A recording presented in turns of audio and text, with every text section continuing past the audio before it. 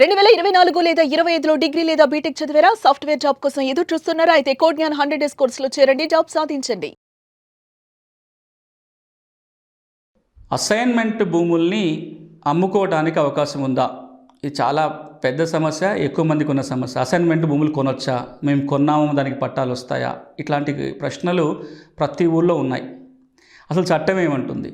దీన్ని మనం క్లుప్తంగా తెలుసుకునే ప్రయత్నం చేద్దాం. అసైన్మెంట్ భూములను వేటినంటారంటే, ఇప్పుడు తెలంగాణలో అయితే దాన్ని లావణి పట్టా భూములు లేదా డీఫామ్ పట్టా భూములు అంటారు. ఆంధ్రప్రదేశ్లో అయితే డీఫామ్ పట్టా లేదా డీకేటీ పట్టా భూములు అంటారు. ఇవి భూమి లేని పేదలకి ప్రభుత్వం సాగు చేసుకోవటం కోసమో ఇల్లు కట్టుకోవడానికో ఇచ్చిన భూమి. ఇంటి స్థలం కావచ్చు, వ్యవసాయ భూమి కావచ్చు. ఎవరికైతే ప్రభుత్వం భూమి ఇస్తుందో వాళ్ళు ఆ భూమిని అనుభవించాలి. తరతరాలుగా, అంటే వారసత్వంగా వాళ్ళ పిల్లలకి ఆ భూమి చేతులు మారుతూ పోవాలి తప్ప మరే విధంగా ఆ భూమిని ఇతరులకి బదలాయింపు చేయటానికి, ట్రాన్స్ఫర్ లేదా అమ్మటానికి వీలు లేదు. అమ్మటం మాత్రమే కాదు, దానం ఇవ్వడానికి వీలు లేదు, కౌలుకి ఇవ్వడానికి వీలు లేదు, ఇంకే విధంగా కానీ ఆ భూమిని ఇతరులకి ఇవ్వడానికి వీలు లేదు అని ఒక చట్టం వచ్చింది. ఆ చట్టం 1977లో వచ్చింది. ఆ చట్టాన్నే పిఓటి చట్టం అని 9/77 చట్టం అంటారు. అసైన్మెంట్ భూముల బదలాయింపు నిషేధ చట్టం 1977. ఈ చట్ట ప్రకారం అసైన్మెంట్ భూముల్ని అమ్మటం చెల్లదు. అమ్మినా ఆమె కొనుక్కున్న వ్యక్తికి హక్కులు రావు. ఇక అట్లా కొనుగోలు చేయటం నేరం కూడా.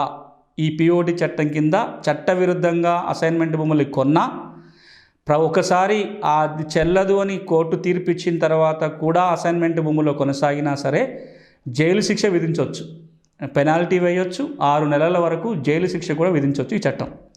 కానీ ఇట్లా ఈ చట్టం ఉన్నా సరే ఇప్పటికీ కొన్ని లక్షల ఎకరాల భూమి చేతులు మారింది. ఎన్నో కోర్టు తీర్పులు వచ్చినాయి ఈ అసైన్మెంట్ భూములకు సంబంధించి. వాటిని మరింత లోతుగా వెళ్లకుండా ఒక్క విషయాన్ని మీకు ఇప్పుడు వివరించే ప్రయత్నం చేస్తా. కొన్ని రకాల అసైన్మెంట్ భూముల్ని అమ్మకాలు కొనుగోలు చేయడానికి వీలవుతుంది.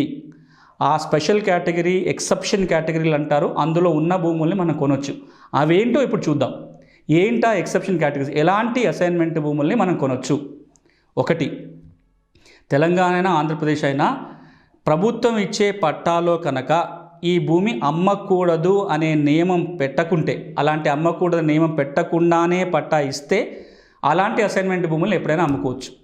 అట్లా ఇచ్చేవాళ్ళ ఎప్పుడన్నా చూస్తే కనుక ఆంధ్రప్రదేశ్లో అయితే 1954 వరకు, తెలంగాణలో 1958 వరకు కూడా అమ్మొద్దు అనే నియమం లేకుండానే పట్టాలు ఇచ్చారు. దాని అర్థం ఏంటి?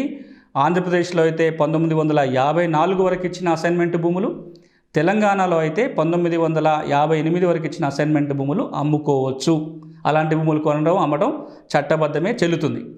ఇది మొదటి కేటగిరీ.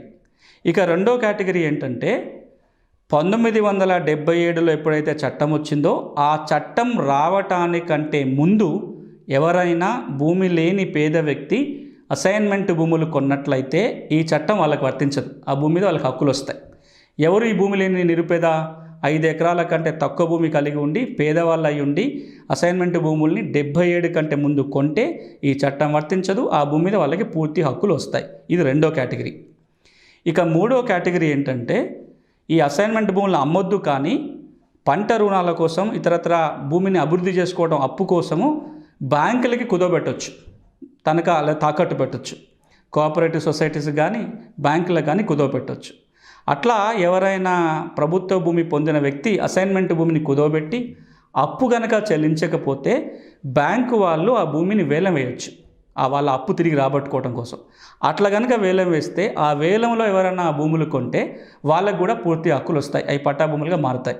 ఇది మూడోది. ఇక నాలుగో కేటగిరీ ఏంటంటే, 1977 నుంచి ఆంధ్రప్రదేశ్లో అయితేనేమో 2007 వరకు, తెలంగాణలో అయితేనేమో 2014 వరకు ఎవరైనా భూమి లేని పేదవాళ్ళు అసైన్మెంట్ భూములు కొంటే వాళ్ళని ఆ భూమిలోకి వెళ్ళి తొలగించొద్దు, వారికే అసైన్మెంట్ పట్టా ఇస్తారు. 77 కంటే ముందు కొంటేనేమో పట్టా భూమి అయిపోతుంది. 77 తర్వాత కనుక కొంటే పట్టా భూమిగా మారదు, కానీ కొనుక్కున్న వాళ్ళకే లావణి పట్టా లేదా డీఫామ్ పట్టా ఇవ్వటం జరుగుతుంది. ఇది ఇంకొక కేటగిరీ. ఇక చివరిగా మరొక కేటగిరీ ఏంటంటే, ఈ అసైన్మెంట్ భూములు అనేది పేదవాళ్ళకి మాత్రమే కాకుండా స్పెషల్ కేటగిరీ పీపుల్ కూడా కొన్ని లవణి పట్టాలు ఇచ్చారు, అసైన్మెంట్ పట్టాలు, డిఫామ్ పట్టాలు ఇచ్చారు. ఎవరు వాళ్ళు? స్వాతంత్ర సమరయోధులకి, ఎక్స్ సర్వీస్ మెన్ అంటే మిలిటరీలో పనిచేస్తున్న వాళ్ళకి, ఫ్రీడమ్ ఫైటర్స్ అంటారు చెప్పిన స్వాతంత్ర సమరయోధులు, లేదా రాజకీయ బాధితులు అంటారు, పొలిటికల్ సఫరర్స్ అంటారు. ఈ 3 కేటగిరీలో ఉన్న వాళ్ళకు కూడా ప్రభుత్వం భూములు ఇస్తుంది. వాళ్ళు పేదవాళ్ళు కాకపోయినా ఇస్తారు. Ex service men, political sufferers, freedom fighters. ఈ 3 కేటగిరీలు ఇచ్చిన భూముల విషయానికి వచ్చినట్లయితే పొలిటికల్ సఫరర్స్, రాజకీయ బాధితులకు గనక లవణి పట్టా, డిఫామ్ పట్టా ఇస్తే పట్టా ఇచ్చిన వెంటనే అమ్ముకోవచ్చు, కొనుగోలుకి ఏమి ఇబ్బంది లేదు. ఎక్స్ సర్వీస్ మెన్కి, ఫ్రీడమ్ ఫైటర్స్కి ఇచ్చిన భూములు అయితే 10 సంవత్సరాల తర్వాత అమ్ముకోవడానికి అవకాశం ఉంటుంది. 10 ఏళ్ళ తర్వాత ఆ భూముల అమ్మకాలు, కొనుగోలు చేయడానికి వీలవుతుంది. ఇప్పుడు నేను చెప్పిన ఈ 5-6 కేటగిరీస్ ఏవైతే ఉన్నాయో ఇలాంటి అసైన్మెంట్ భూముల అమ్మకాలు, కొనుగోలు చట్టబద్ధమే కొనొచ్చు. కానీ ఒక్కటి మనం చూడాల్సింది ఏంటంటే ఈ స్పెషల్ కేటగిరీ, ఎక్సెప్షన్ కేటగిరీ ఉన్న భూములు ఏమైనా నిషేధిత జాబితాలో ఉన్నాయా లేదా చూడాలి. ఒకవేళ గనక ఈ భూములు నిషేధిత జాబితాలో ఉంటే ముందు ఆ జాబితా నుంచి తొలగించుకోవాలి. ఈ చెప్పిన ఎక్సెప్షన్లో వస్తే కనుక కలెక్టర్ దరఖాస్తు పెట్టుకొని జాబితా నుంచి కనుక తొలగించుకుంటే ఆ తర్వాత అమ్మకాలు, కొనుగోలు చేస్తే భూమి మీద హక్కులు ఉంటాయి. ఇవి గమనించి చూసుకోండి. అసైన్మెంట్ భూములు కొనేటప్పుడు ఇప్పుడు నేను చెప్పిన జాగ్రత్తలు కనుక మీరు తీసుకోకపోతే మీరు కొనుక్కున్న కాగితం ఎన్నిసార్లు భూముల రిజిస్ట్రేషన్ జరిగినా అది చెల్లదు. ప్రభుత్వం ఆ భూమి తిరిగి తీసుకోవడానికి లేదా ఆ భూమిని తిరిగి మొదట ఎవరికైతే ఇచ్చారో అసైన్ అతనికి అప్పచెప్పడానికి అవకాశం ఉంటుంది. కాబట్టి భూములు కొనేటప్పుడు అది అసైన్మెంట్ భూమి అవునా కాదా చూసుకోండి. ఎక్సెప్షన్ కేటగిరీలో లేకపోతే మీరు కొంటే ఇబ్బందులు పడతారు.